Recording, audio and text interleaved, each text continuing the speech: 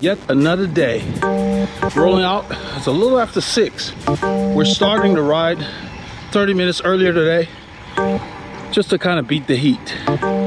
So, I don't know if you can even see me very well, it's very early. Sun's just creeping up over the horizon.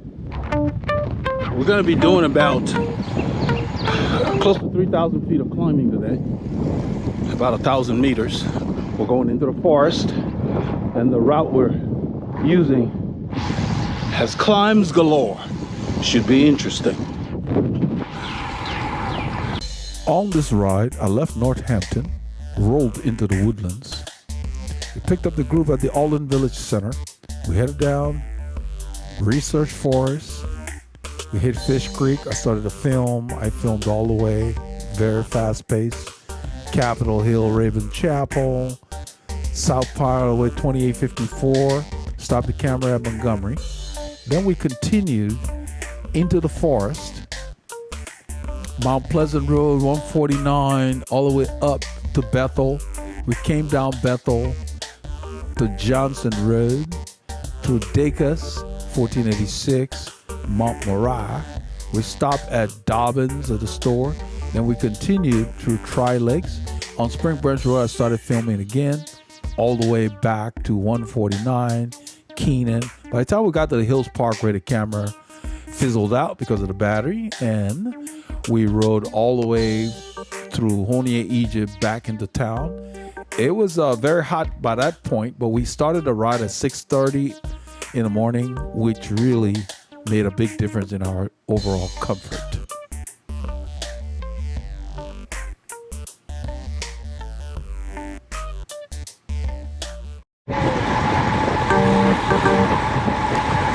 We're on Huffsmith Conroy Road. We're headed towards the open road, the FM 2978. Honia, Egypt / Sandera Ranch Road, Fishcreek Thoroughfare. This is Neil. Neil is a subscriber on the channel. He lives in the area on 1488, not too far from where we started the ride. This is his first ride with us.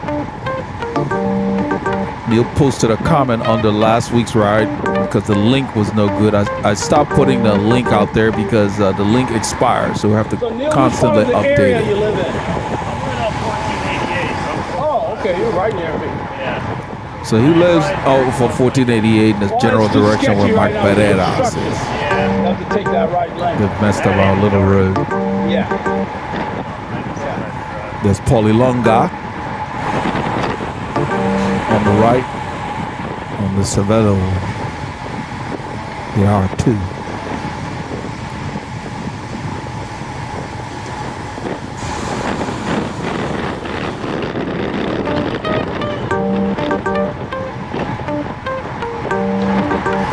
Champousson in a white jersey on the left. I'm not sure where he's going. There's nowhere to drift to.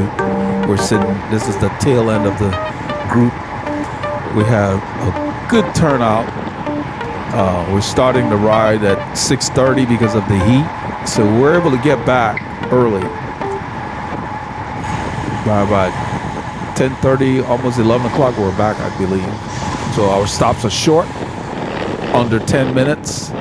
So we can keep moving, beat the heat. It's humid, temperatures are up, you gotta drink, you gotta get acclimated. You can't stay in AC all week working and just come out on Saturday. You gotta get out in the heat after work, maybe after 6, and get your body accustomed to being out in it. It makes a big difference in how you tolerate being out in it. Then you gotta temper your effort and listen to your body.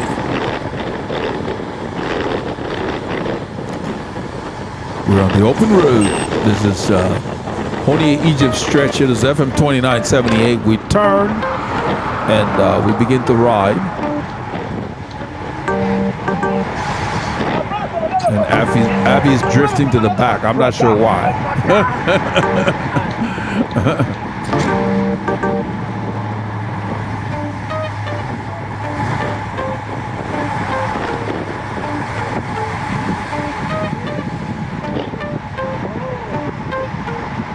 We have a split in the group, you can see up there.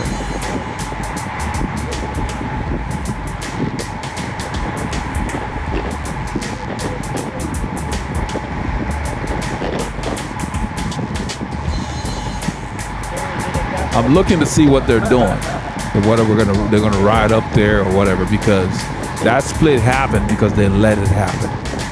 Those guys are not really motoring up there. We have a lot of riders sitting in the group and they're scared to get on the wheel that they're following. And they leave a bit of like a half bike length. So what I do is I sit on them and wait till they get tired, and I go around them.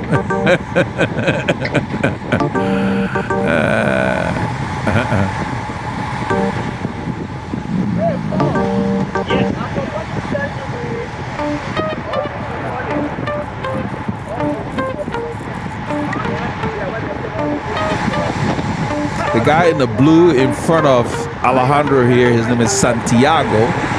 He's a newcomer to the group. I think he's new to the area as well. So we had 2 new riders today.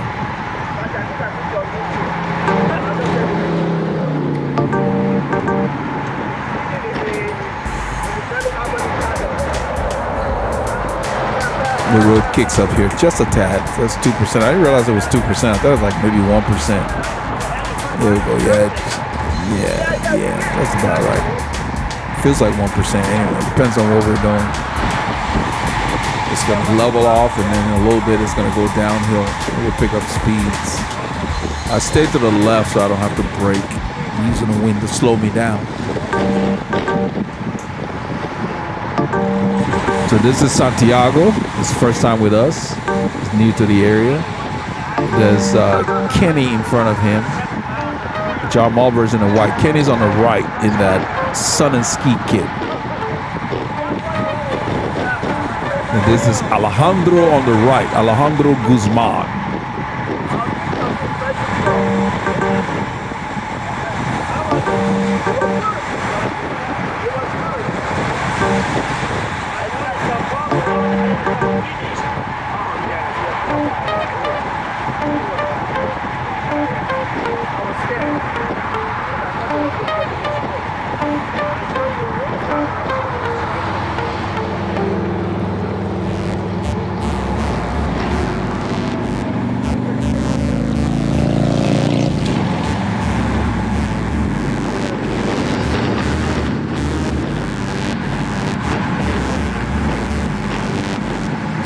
So this is a good way to use this lane because whenever possible, if you use half the lane, especially if you're doing double pace line too, it keeps some room between you guys and the next lane. You know, I kind of like that. Just use half of the lane.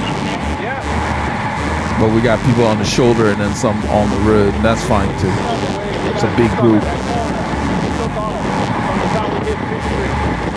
So we come down this hill in the low 30s, about 31, 32 miles an hour. And we're going to set up, we're going to just kind of get into a pace line soon. The ride is beginning to start in its earnest.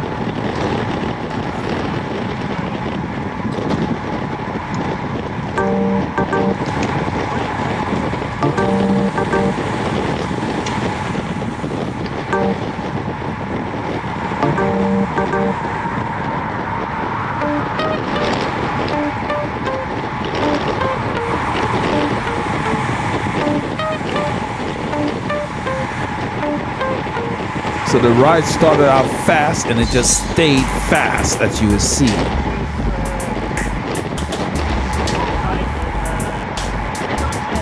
So I ended up doing my second fastest century on this day, according to the stats, once I loaded things when I got back home.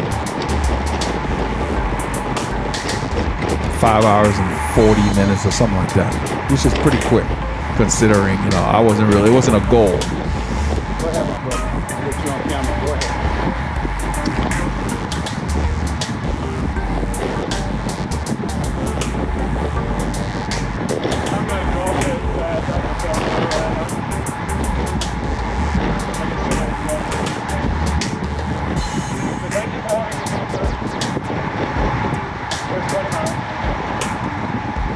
what Pete is telling me is that he's going to be riding. He's riding 20 miles a day or whatever. When I'm riding, I really don't want to talk. So I really didn't say anything. I just let him say what he said, and I focus on riding. You know, I don't mind talking when we stop or in the parking lot at the beginning. But once the ride starts, I don't really want to talk.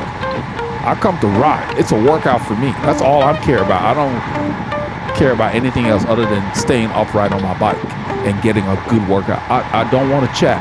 I don't want to know what's going on with you, whatever. You come, ride, you want to leave, just go. Just say bye. Good ride, guys. I don't need to know why.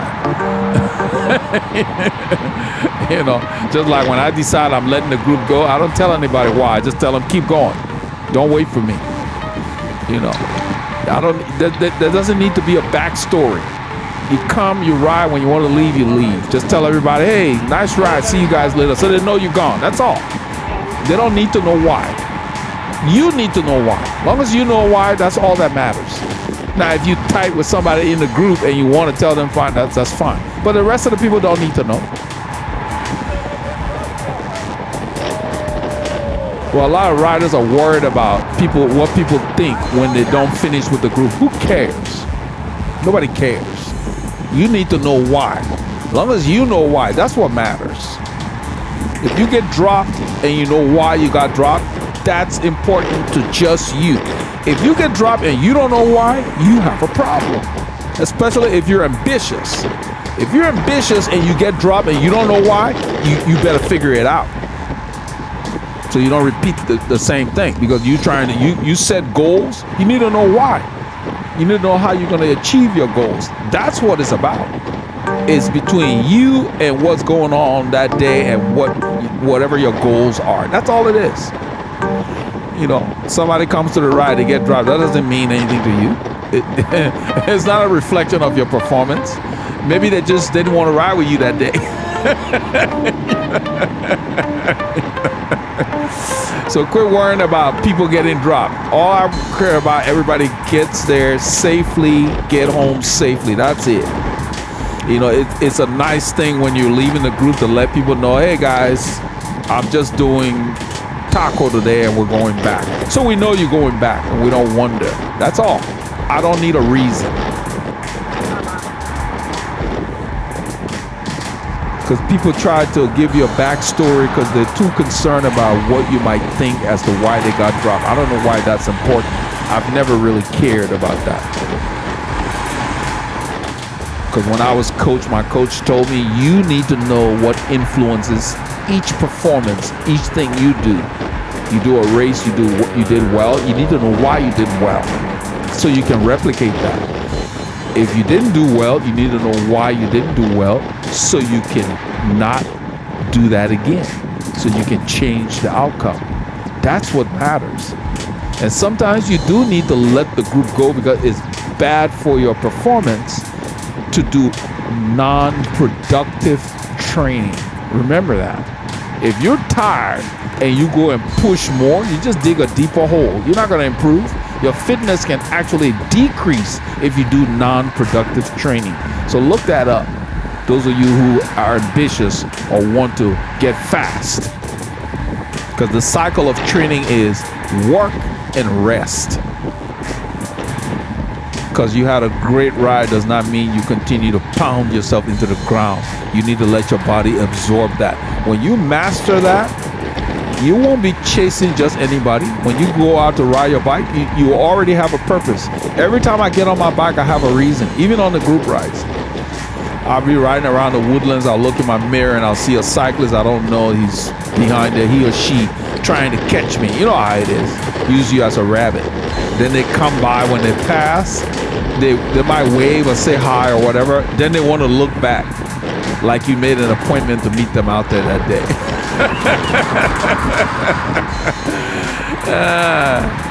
I don't pay attention to that foolishness. I already have my plan when I leave home. I know what I'm doing. I know how long I'm going to go ride for, and I know what effort. And my biggest concern is, did I accomplish my workout? You know, you can set goals and you got to be able to change them. You go out, let's say you want to do intervals, and you go out and you warm up and you just feel tired. The first interval, you just feel like, man, I can't even hit my numbers. Then you rest. That means you're still tired from something. It could be the last workout. It could be stresses from work, stresses from play, or the relationship. The body is affected by all kinds of factors. It could be the weather. Maybe you got a bug. Don't force yourself in training. It should come naturally. Do not force yourself. If you just don't feel it, let it go. Rest. Doesn't mean you stop riding. Drop the effort and sightsee, and just turn the pedals lightly and enjoy being out there. The next day you might feel better, or it might be a couple of days. You want to go hard when you feel good, so the quality is high. That's very important. So anyway, let's come back to the group dynamics here. That's one that Abby just passed. I'm not sure what he said, but he makes a lot of noise in the group kind of early in the morning. I just tune him out. I don't listen to him. I'm too busy watching cars and rocks and reading the road and dogs and other stuff. That's what I pay attention to. That's why I don't like to talk when we start riding. There's enough going on. And you may have people that ride in your group and they don't use signals appropriately.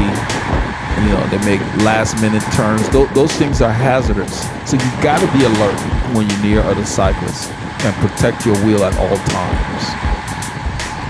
On this ride, at the end of the ride, I had to turn at the end into a side street because the people I was following did not signal. It was not part of the route. They decided to turn at the last minute after we had almost passed the street. I was forced to turn with them, or my wheel would have been clipped.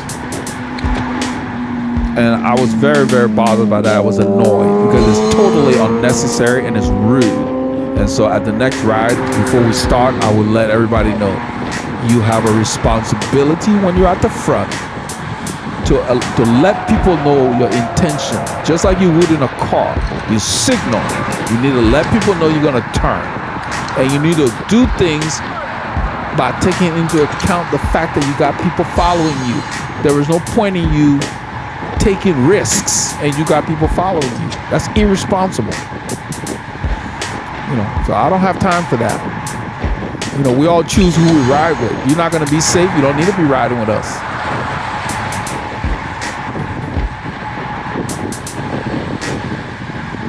So you need to do the same thing in your group. Safety should be number one. There's no point in getting injured. It doesn't help you or your fitness. Injured or killed. You never know. So you stress that. People need to pay attention. They need to be cognizant of the fact that they have a responsibility when they're up front to let people know what they're doing and not steer the group into hazards or other things. That's the dynamic of group riding. You are riding for the riders following you.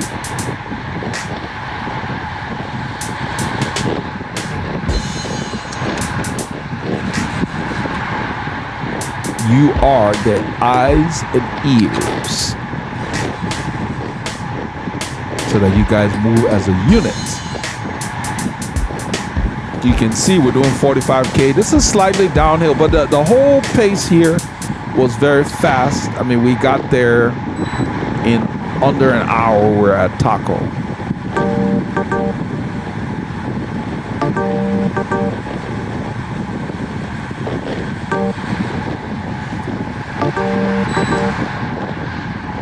That's my head unit telling me we're on a climb. It tells you to climb. I just ignore it. It's the 1040. Once I updated it, it got all these little things in there.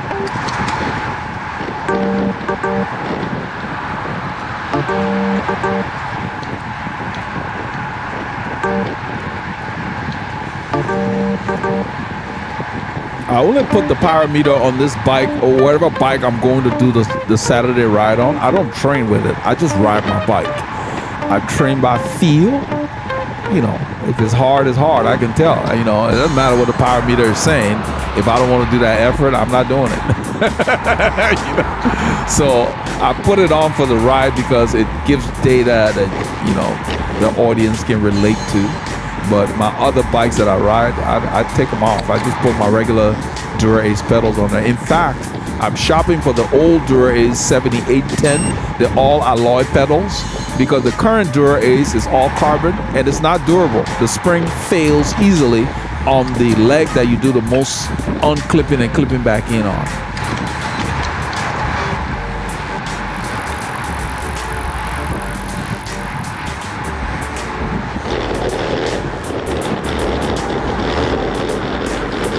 See the watts, 5 something. Usually I climb this thing 600 and something, so just steady.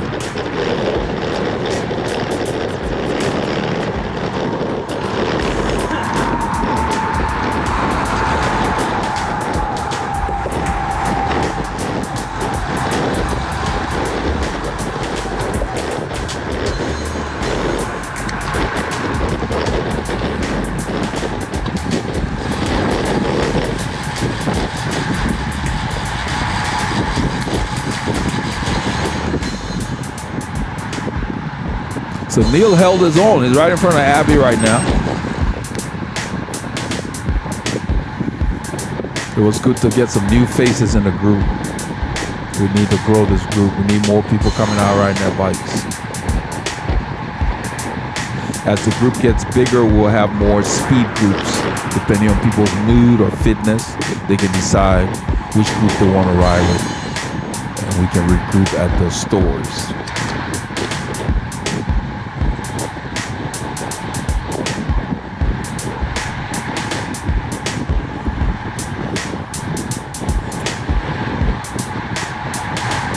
Abby says, my brother, B-R-O-D-A, my brother from another mother. He said, that's the Nigerian way, my brother. In Nigeria, those guys, the merchants, when you go to buy stuff, they will call you Oga. I think Oga means my friend. And I told Abby about it. Abby said, they say Oga when they are about to fleece you. they call you my friend, and they're ready to con you, you know. In Lagos, I visited Lagos in the early 80s, and Lagos is a major metropolis, and they have a lot of merchants, kind of like you have in New York on 14th Street with tables and stuff. Their products are outside, you know, like, you know, you have hot dog stands in New York and so forth. So they sell different things, clothing and other trinkets, jewelry, whatever. So you can barter a little bit within reason. Yeah, there's a car coming up that hill, so I just wanted people to be aware. So we turn on the Capitol Hill Road here. I think I'm standing. Maybe not.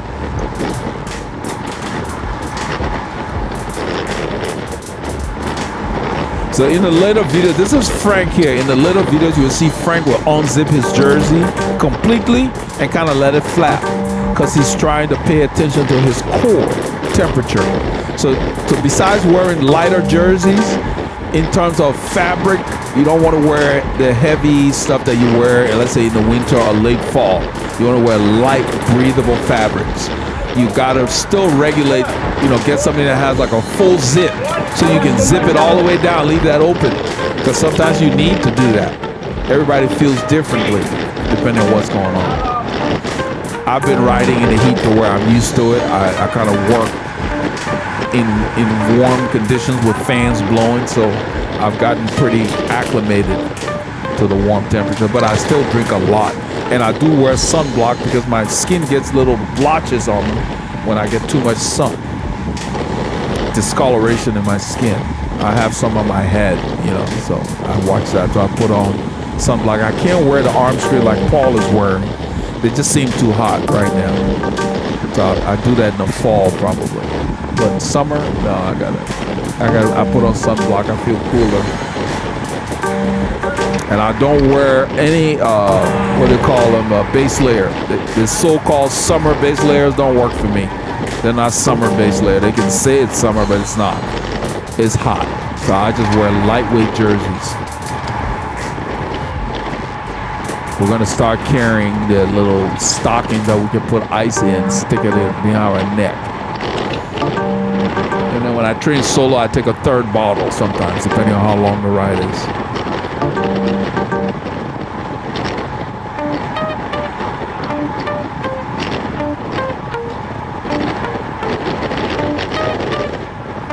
So you can see we're riding in close quarters. The key is, if you look at Neil's wheel, he's got about a foot between him and Paul. Paul is not overlapping in front either. You can see I'm not overlapping. You got to keep a little bit of room. And I'm watching this road for the cracks and different things. We still have people yelling "hole." Somebody just did that back there. It's ineffective. When you're riding with your group, point to it. Don't say "hole," because by the time the rider tries to find the hole, he's already hit the hole. You point to it or you move away from it, and he or she will be able to tell that an obstacle is in that direction. Just point. Other than car back, car up, you don't need to be doing all that yelling early in the morning. In fact, when I'm riding, I only say car back for the riders within my proximity in the group, because I expect them to pass it up. If I say car back and I'm in 10th position, I expect rider 7 to tell the next 2 or 3 riders car back, and we go through. So we're not yelling to where we're going by people's homes early in the morning, making all this noise on a Saturday morning. It's not necessary. Use hand signals, they're more effective. So if somebody signals something in front of me, I signal for the rider behind me, and so forth and so on. You just point to it, and sometimes you don't even need a signal. If the person signals and we move away, the group will follow us. You move away from the obstacle. Just don't ride your group into hazards. Don't get too caught up on, oh, I'm going to show how fit I am. You put your head down, close your eyes, and you're riding into potholes to show how strong you are. Keep your wits about you. Nobody cares how fit you are. There's no point in you trying to impress. If you want to show your fitness, work for your group.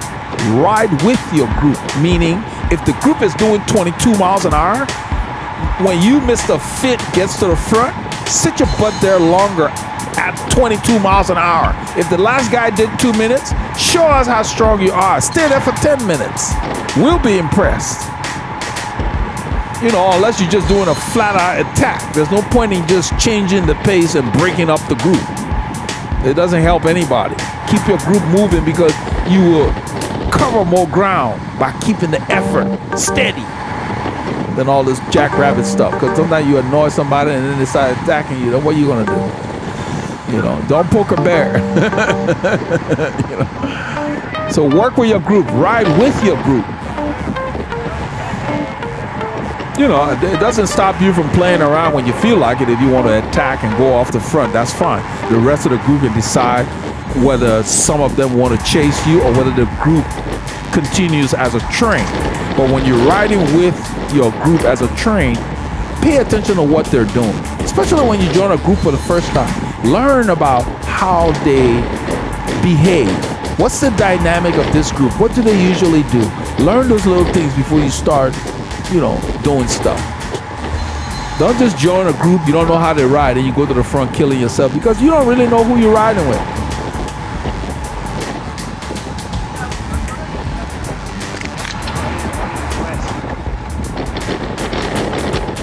Terminator here.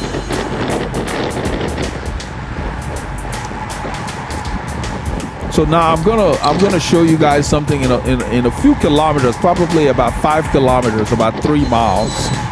Laura is gonna be pulling, and I'm gonna mention how smooth she is and how she takes over and she's riding strong and steadily. But there is no real change other than the fact that the group momentum continues. So she's helping the group along, as opposed to trying to show off how hard she can go. And that's what you should try to do, because it does a lot of things in terms of if you just take over, the other guy was doing 22, 23, then you take over, so you do 23 or whatever. What that does is it lets people know that you're actually riding with them. You're trying to help the group along. Now, it doesn't mean that, if you want to attack the group, you shouldn't do that, because that would be like a flat-out attack. But there's a difference between an attack and a pull.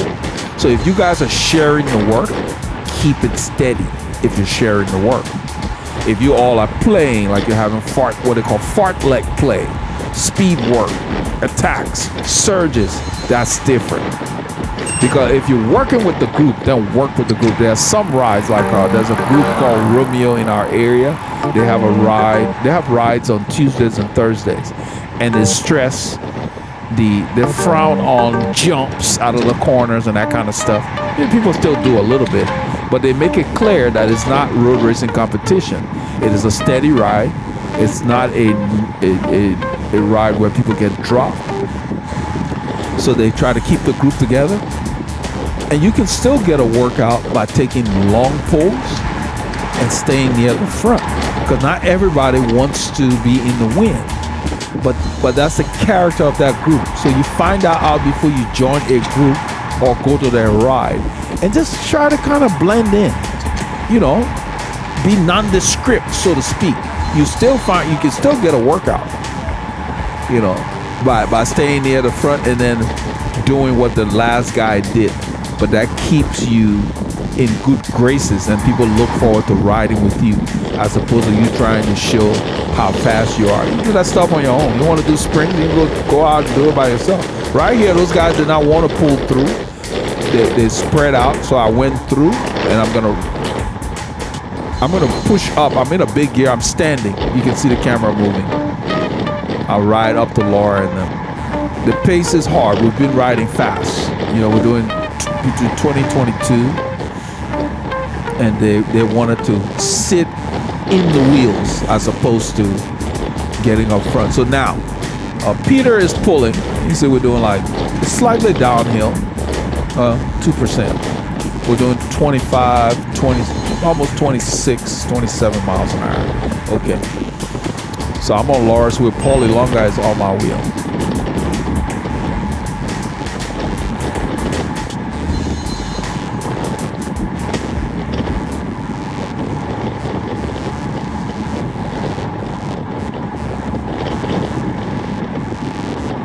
But I want you guys to get a feel for what's happening here. I want you to pay attention to, look at Laura's cadence, look at Peter's cadence, look at the rhythm. Not so much the speed, just the rhythm. When Peter's done, that rhythm does not change. That's what I've been talking about leading up to this. Just watch. It's like she's car number 2 in the train. Peter pulls off. Look at that. She does not surge. She just continued doing what he was doing. We're still going slightly downhill. I didn't have to change anything I was doing behind. You can see I'm not even pedaling because we're going downhill. I'm in her draft and getting sucked along. That's what I mean. If you're gonna pull, that's what you do. If you're gonna attack, that's different. Then you should really just surge. But you want to keep it, because what ends up happening is, if you're with a group where some people are barely hanging on, by riding like she's doing, that person or people can continue to survive, so to speak. They have hope that the pace is steady enough to where, okay, I'm going to hang on for a little longer or whatever. So we're going to turn.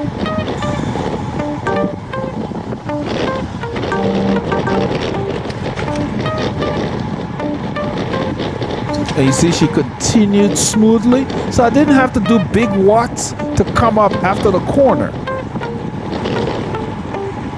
And it's something you're going to have to develop. Either you're going to look at your heart rate, or you're going to look at whatever, if you have a power meter, or you just do it by feel and you keep that effort in the same range. It doesn't need to be exact, because it's going to change. You know, we're going downhill, we're doing almost 40K, whatever.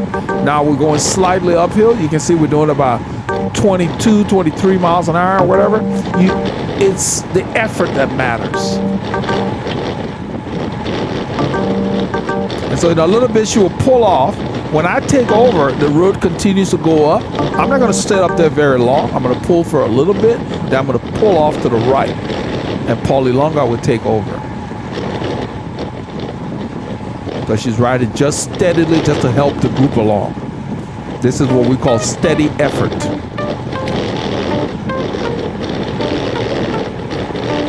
So this is how you get your workout. Whether it's 18 miles an hour or 20 miles an hour, if you stay there longer, you will get strong. Depending on the condition, your heart rate will keep going up at that pace. She pulls off. She flicked her elbow. So I go on her right. Since she flicked her right elbow, I go on her right.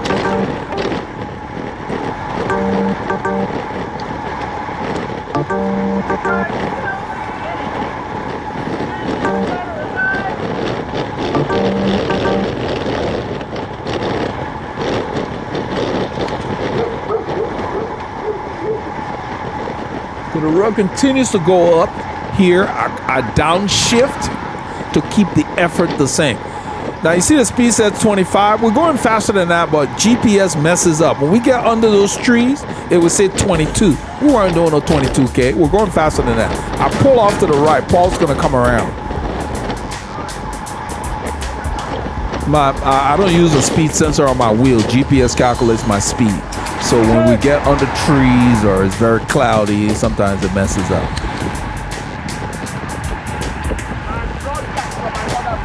That's Abby.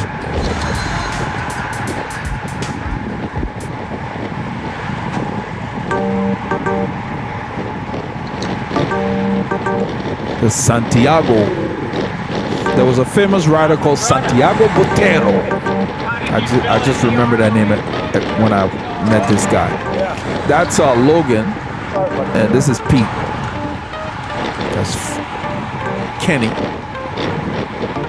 I think Laura is still back there. Yeah, that's Laura. I wanted to get everybody in the frame. And this is Neil. Neil's a subscriber on the channel. He lives in the area. It's his first ride with us. I hope he had fun. It was a very spirited ride.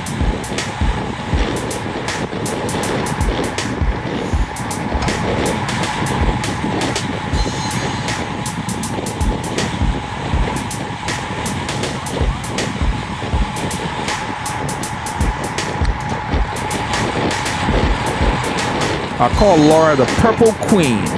You see, she got purple socks. She got a purple jersey that matches the socks. Her favorite color is purple. My wife's favorite color is purple or lilac, you know, whatever. They got all these fancy names for it as well. And we have Purple Queen at our house around the front in the raised beds.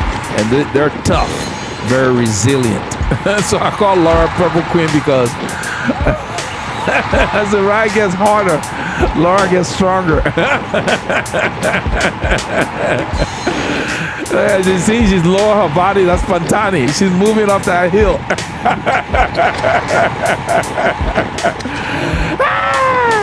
Every rider got their own little style, you know, little gait.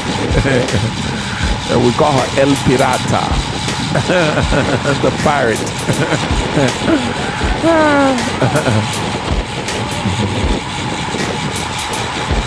So we're approaching the FM 2854. Paulie Longa is still at the front. Now we're going to turn right. We're going to be going north. And Paul wants to get off the front. He's been pulling since I pulled off. And he pulls off onto the shoulder and people are sitting on his wheel.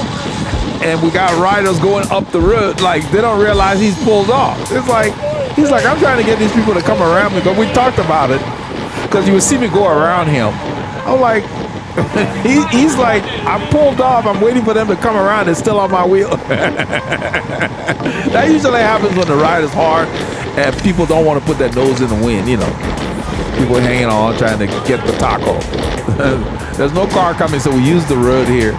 And this is where it happens because all of a sudden, you see my watch, 600 watts. We start to go and then we sit up in a little bit, watch. Right there, I jump on the shoulder, but then we have to slow down because Paulie Longa is off. He's trying to get people to go around him, and they're still on his wheel right here. He's like, get off of me.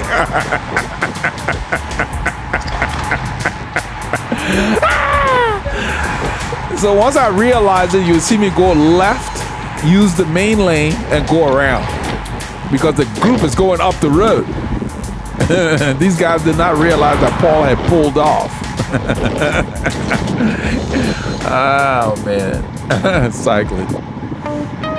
So now we got a little bit of work to do to get up to the main group.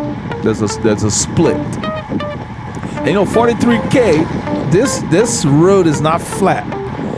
it's probably like 1% or something, because it's going up, and this is fast for this road. And there wasn't much wind. There's a storm expected on this day and the couple of the following days, or several following days after. There's a hurricane out in the Gulf that hit the islands and is headed our way. So this morning there wasn't a whole lot of wind. You see the line kind of snaking left and right. Whoever's up there, they're pushing hard, and they're not holding a straight line. I stay over to the right.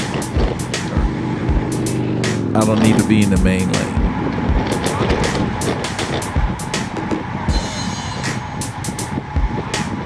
So we had a lot of speed up, hit the brakes, slow down. You know, I was like, just find a pace and hold it. There's no point in you riding faster than you can sustain, and then every second you're slowing down. I mean, what is that? Once I get going, I like to just keep things kind of steady.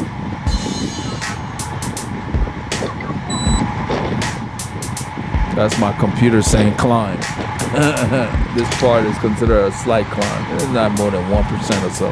Yeah, it says 1.1. It's just a false flat.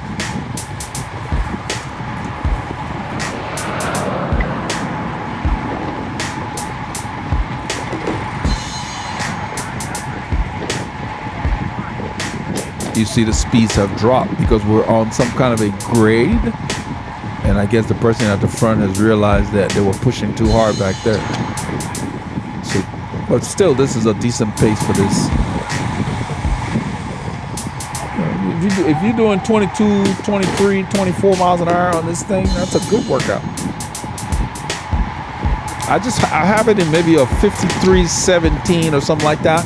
I usually just find a gear that I can rev up or slow down my cadence to like 80 or so when they're doing this yo-yoing stuff. There's no point in me trying to do anything because the grade stays moderate. So I find one gear and just stay in it for a while.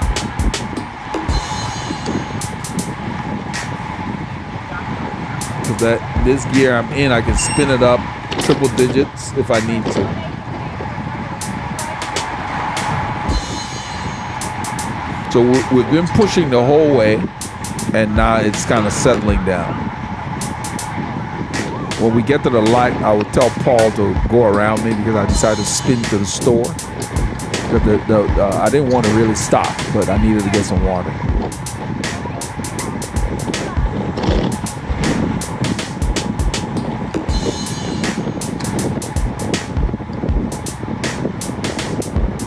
In a little bit, I'm going to get on the shoulder because I see my mirror. There's a car back there. They gave us plenty of room as they would come by. Sometimes even when I'm riding solo on the shoulder here, these guys will pass way in the other lane. Yeah, some of them do that. Quite a bit of them. But you always get the odd one that acts like they don't know you're there. They wouldn't pass a parked car as close as they try to pass us sometimes. So I always keep my eye on them.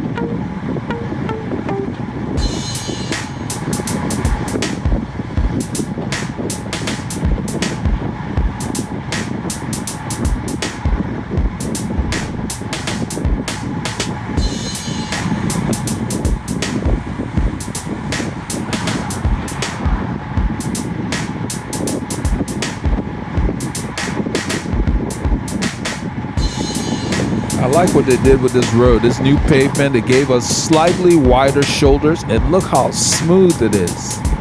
Nice.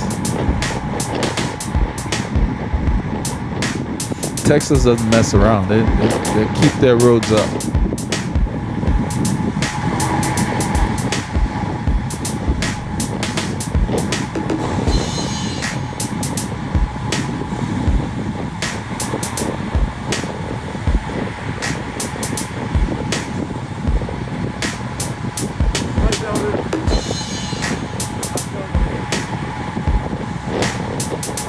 Yeah, Pete said, thanks, Elder. I just waved at him. I didn't really want to chat. He's going to be turning right. I guess he's going back home. But I'm watching these guys. I'm watching these wheels. So when you get to an intersection like this, you see, we want to stay in They need to tell me to turn. the center lane here, right here. See that guy on the right? He shouldn't be there. He needs to come over. You don't block both lanes. We're using the lane to go straight, not the right turn lane. That was that was Pete turning. Yeah. So Laura asking who it was. Let me tell her. That's Pete. That's Pete. Green up. So I'm gonna wave Paul, let Paul, and I say, hey, you guys go. I'm gonna spin this store. The store's right. That's about half mile of taco corner. Go around, my brother. I'm gonna spin in. Take it easy.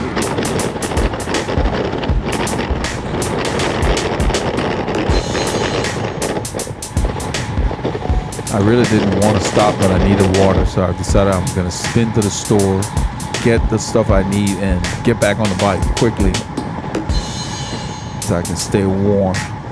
But they weren't going fast. I guess they had enough on the journey here. But I decided I just wanted to ride in, kind of loosen up.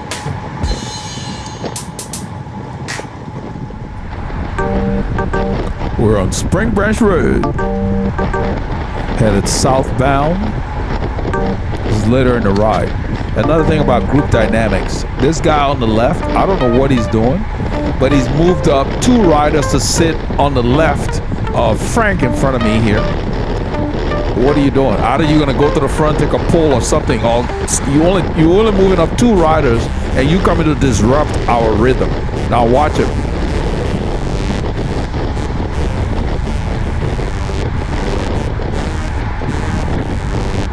So Frank backs off to let him in. I just go ahead and ride up to the front. I'm done with this foolishness. It's like you move up 2 riders, that's it. You wasted all that energy to do that. If you're not going to the front to take a pull or whatever, there's not a reason for you. Just stay where you are. So I just move away from that. It shows a lot of inexperience. I don't have time for that. I'm here to ride. So I move up and I sit over here because the speed picks up. I just go ahead and fill the gap because they're leaving gaps. So he was fortunate that Frank left that gap for him to get in there. You know, there's no reason for you to move up. If you want to move up, the dynamics of the ride enable you. Like right now, we're flying here. Look at all these gaps. So you can move up. I'm going to move up here because Shempusai in that curve got gap. So I moved behind Laura's wheel here. That's what you have to do because sitting back there, I would have been closing gaps. I'm not sure why they're leaving gaps. When the line is tight, that's not the time for you to move up. When you start moving up, it should be because the speed or the dynamic has changed to the point where there are gaps that you can fill.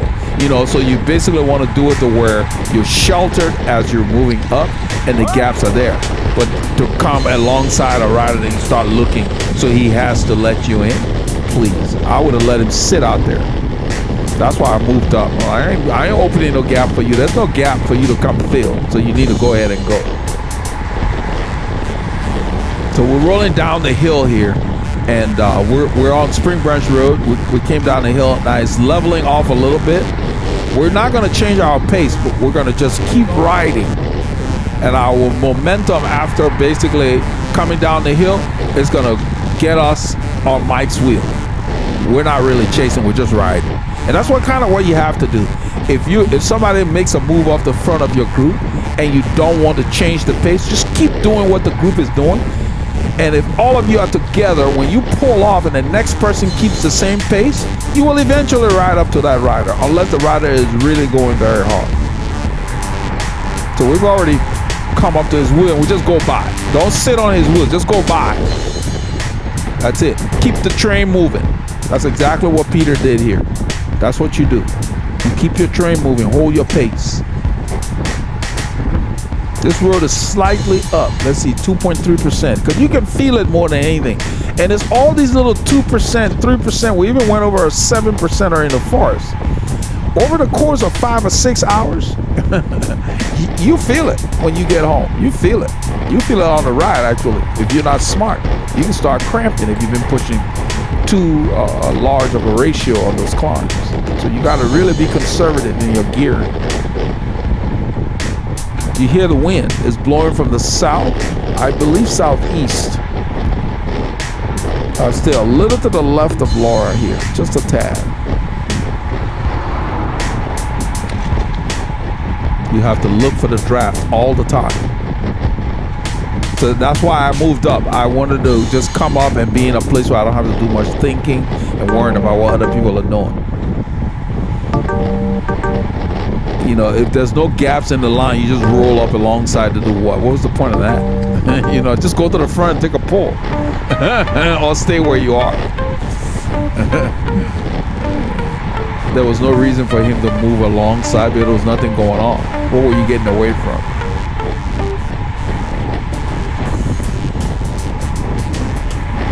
Some riders are very particular about the wheels they follow, and they will not let you take a wheel that they like. So don't just be moving through the group thinking, oh, he's gonna let me in. No, you move through the group when the opportunity is there. And the faster the group is going, the more opportunities you have to take whatever space you want to take because they're there. But when the group is tightly moving at a moderate pace, then you gotta ask for somebody to let you in. But what was the, you know, that's why I don't understand that, but it makes sense to me.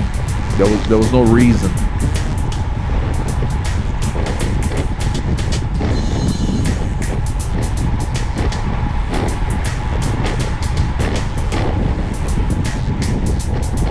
We're going into the wind. There's a headwind and it's like a cross headwind. That's why we're doing 18 miles an hour. This is a grade, and that wind is pounding us because it's later in the afternoon now. Well, not afternoon, it's still morning. Oh, we started early. That's the benefit of starting at 6:30. So we have less than 2 hours left in the ride. Maybe 90 minutes left. It's almost 10 o'clock in the morning. It seems like the afternoon. That's how intense the sun is in the summer. It looks later than it is. So Peter pulled off, and Alejandro takes over.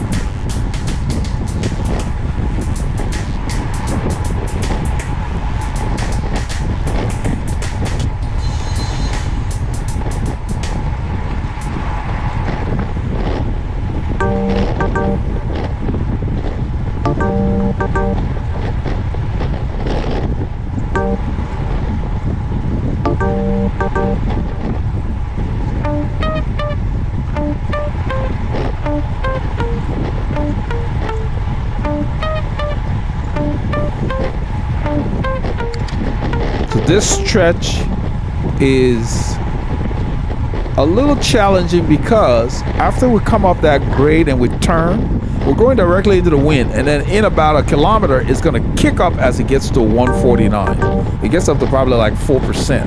It's short, but it hits you after you've done all that work. So this area here can really get you a good workout if you know what you're doing. And it's always quiet like this, even during the week.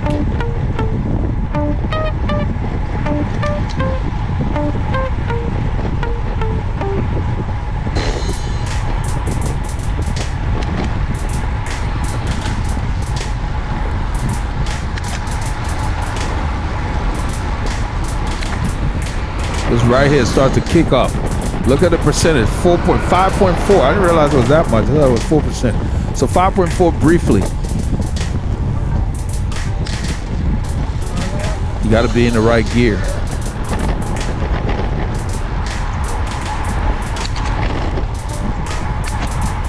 So even though we turn, the way we turn onto the shoulder, I don't turn on that road. If a car is coming, I wait because you're going to surprise the driver. He does not know you're going to turn into the shoulder. Even if you do turn directly into the shoulder, you still startle him because the traffic here is moving pretty fast. So when you come on a road like this, on that turn, you got to stop. Paulie Longa made the turn because there was no car coming. It was clear. That's the first thing we do is we check as you approach that hill. You look left and you can see clearly. in the distance whether there's a car or not. If there's a car, you want to stop because you don't want to surprise the drivers. They might end up blowing their horn or they got to react to what they think you might be doing. You don't want to do that. You need to be predictable. So just because you go in from onto the shoulder, they don't know that. They just see a cyclist coming into the lane. That's what they'll think. So you got to be a little more considerate of how you're perceived on the road and what the drivers are receiving when they see you. They're not in your head. So you in that situation, you stop. Once the car goes by, then you get on the shoulder. Or when they're far away in the distance, then you get on the shoulder.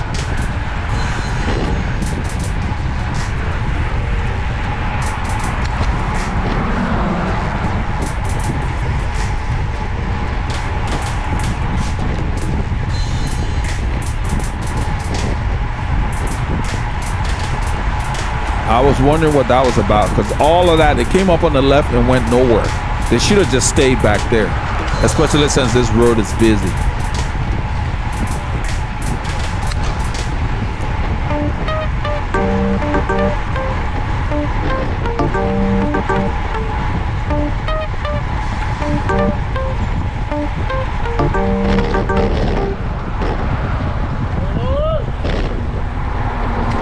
There's a car behind. I tell them to hurry. Come on, hurry. There's a car with flashing lights. I thought it was an ambulance or something. There's no siren, but I could see the lights in my mirror. So I wanted them to come in the left lane quickly. I didn't know if he was gonna pass us or not. I could see the lights in the distance. This is Keenan. We're in Keenan, Texas. This is Keenan Cutoff Road. We turn and look like Abby way on the other side of the road. I don't know why that's necessary. Man.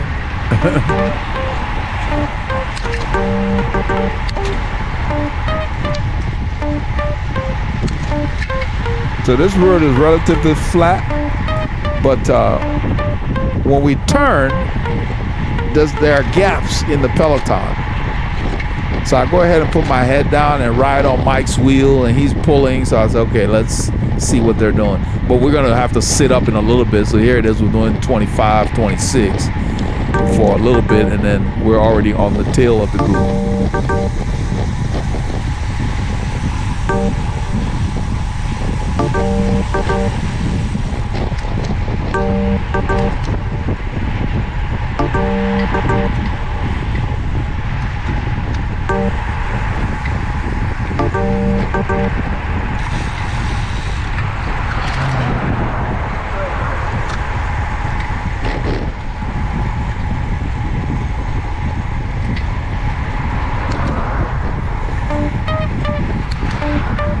And this part of this road, I mean, both directions you got lumps, you got a few bumps and whatever, and because we're going into the wind. So that's Frank up there. That's what I was talking about earlier. Frank has opened his jersey.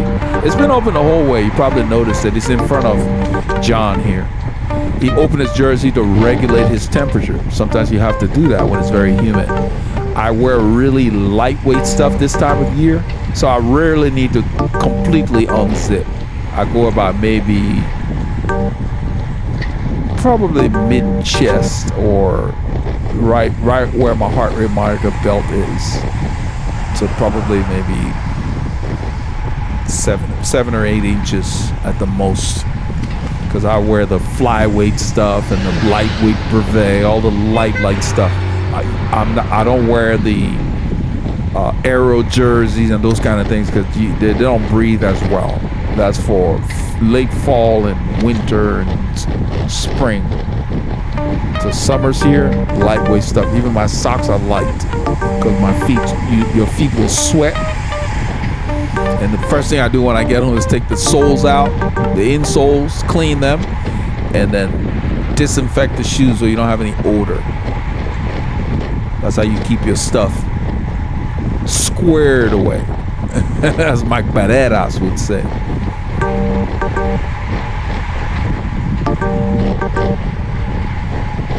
This is a good clip for this road because it says -1. This thing is not flat. It's leveling off, I guess. But we're moving. I just put it in one gear and just ride.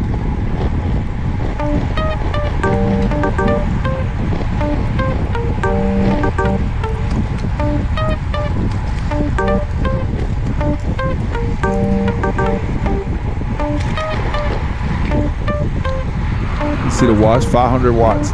So somebody surged when we went over that little bump.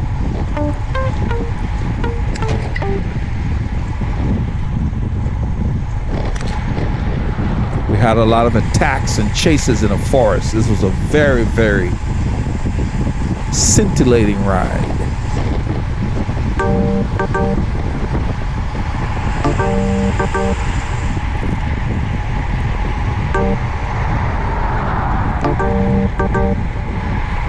So when you're sitting in the wheels in terrain like this, you want to find a rhythm and try to use the opportunity to kind of take a break.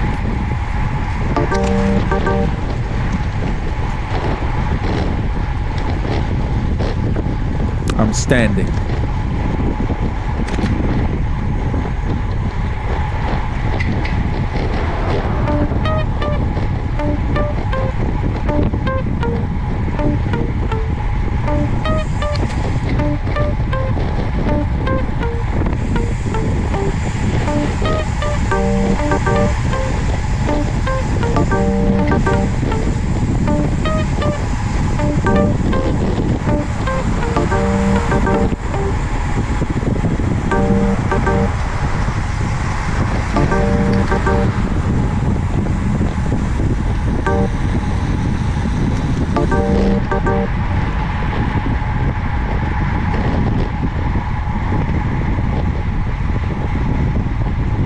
The stretch of the road is going to go downhill. So you want to kind of go through the gears. You want to keep your rhythm close to your comfortable range. So you're still efficient.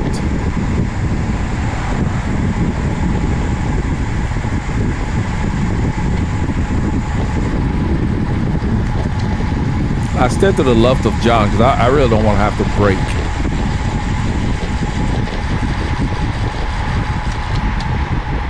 Because it's very inefficient to brake and then you got to speed back up.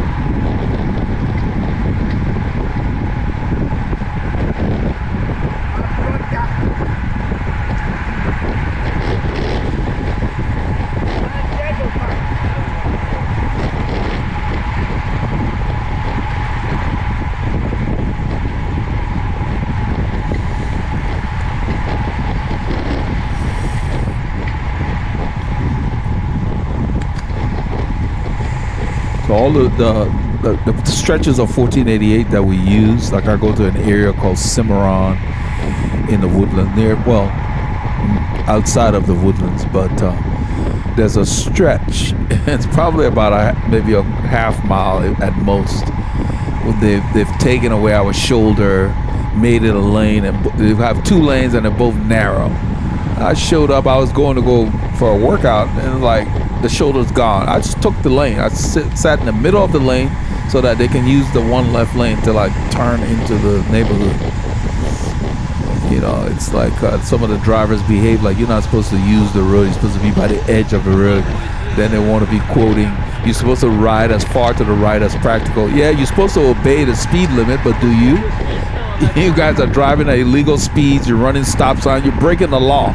So, but you want to quote me a law that you don't understand. It says as far to the right as practical for the conditions. That's up to the rider's decision to decide how practical it is and decide where he or she wants to be in that lane for what, based on what's going on in traffic. But the average person don't have any clue why we do what we do, but they want to be acting like when they die they're gonna fold up the road and bury it with them. Two fleas fighting over the dog they live on. Yeah, like please don't worry about that. I tell you, this ride was something. It's at this point it's very hot. Let's see, 35°C, that's what it says anyway. Felt hotter. It's about 10 o'clock now. We're through this neighborhood. This road goes up here, 3%. See it? That's why I like coming through this neighborhood. You get a good workout. If you push enough, you get a workout. So we climbed almost 3,000 feet in this ride. For our area, that's an accomplishment. So you can see how we're actually getting out of the hills now, going back into lower elevation. But it's still lumpy, still up and down.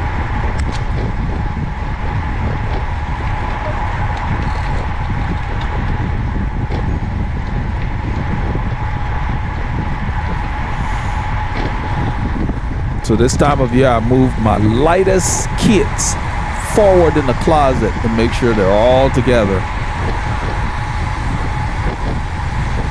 There's some jersey by a company called Veloharmony. They call it a radiator jersey. It is very, very breathable. I tried it and it's very comfortable.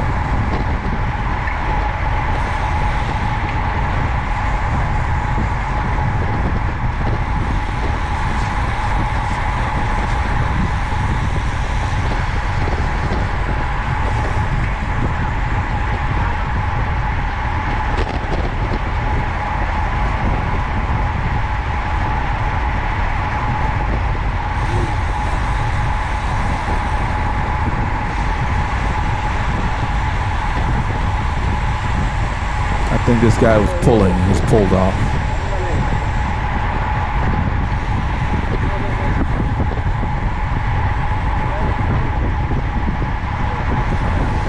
It's Alejandro.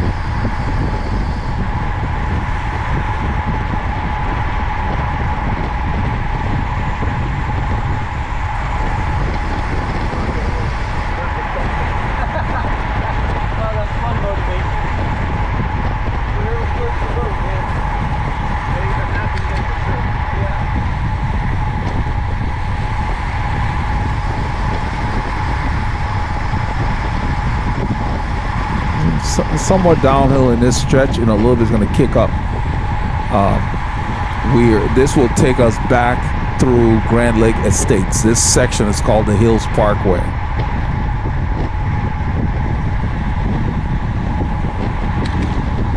I wanted to film slightly later in the ride to kind of show, you saw how big the group was early in the morning.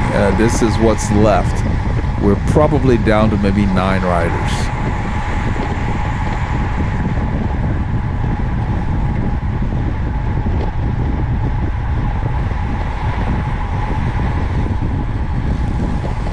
Which is still a good-sized group.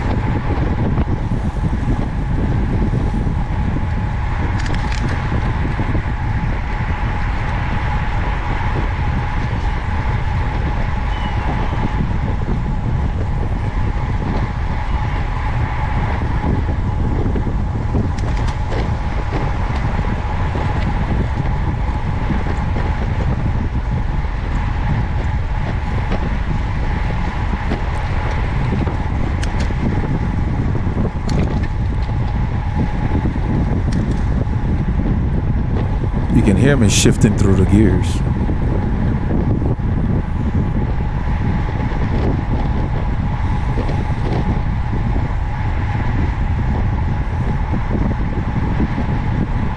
This stretch is not too hard. In a little bit, it's gonna go up like a 4 or 5% incline, and then to the left, and that kicks in, and then we get through the neighborhood, through the gate, and it kicks up. You can see it in the distance. We're going through the fence. That was Kenny going home. He turned left over there.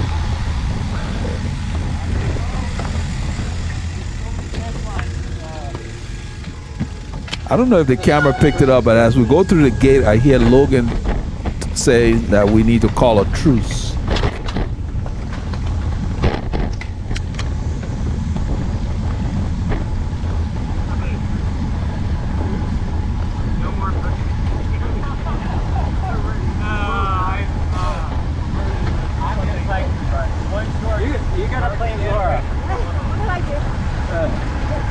I think he's already said it. The camera didn't pick it up. That's what Peter said. You got to blame Laura. It wasn't Laura. Laura was just doing what the group was doing. We had some nice attacks in the forest, and then out here, you know, this late in the day, it's later now, you know, it's getting warmer, and you got to hydrate.